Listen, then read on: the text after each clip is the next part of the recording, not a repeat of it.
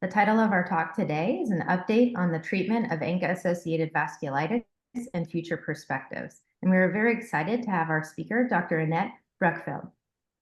So thank you very much for the introduction. So this is my talk, and Linköping is a town that is around 2 hours from Stockholm, but I work in both places, also in Stockholm. So I share my time. So these are my disclosures.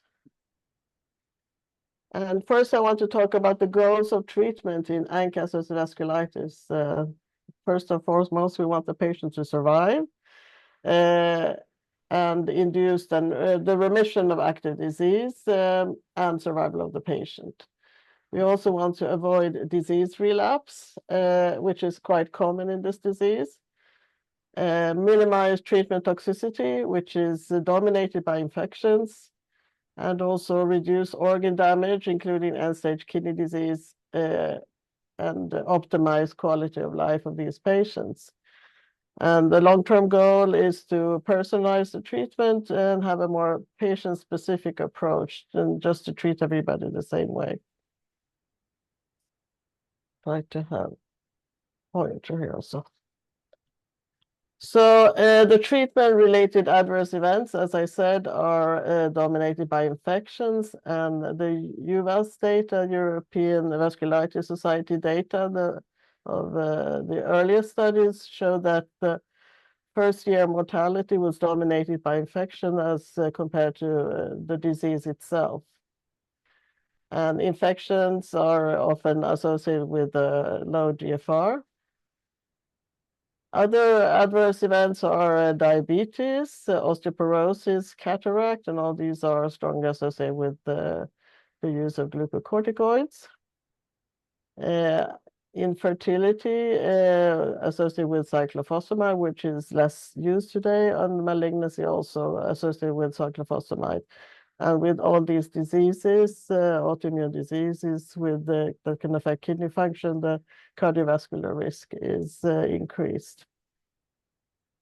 So what do we know currently about the incidence and the prevalence in ANCA-associated vasculitis? In the early days, there was a discussion that there may be an increasing incidence, but it has been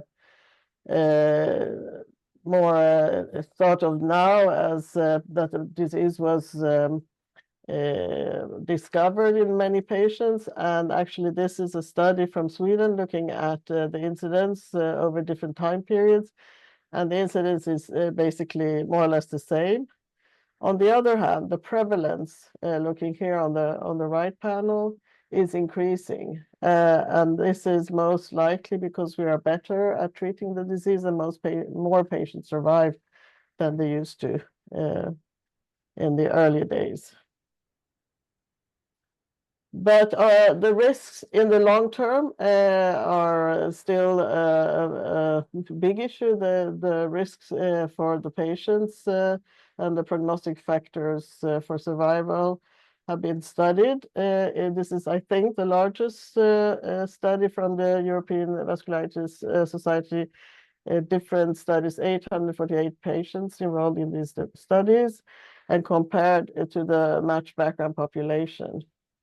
And the median long-term follow-up was 8 years, looking at the survivor causes of death and prognostic factors.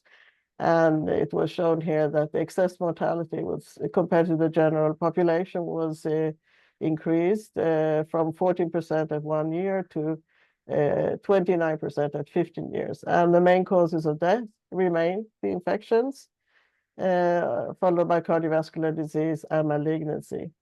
It has to be said that these studies, since they are pretty old, they didn't include rituximab. So this is perhaps old data. We may see improvement going forward with new treatments, but this is what it looks like, and these are the patients that we still see at our clinics.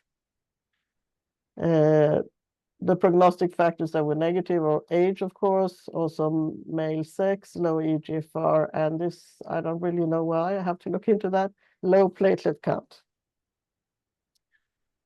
These are the early data of survival that the UVAS published.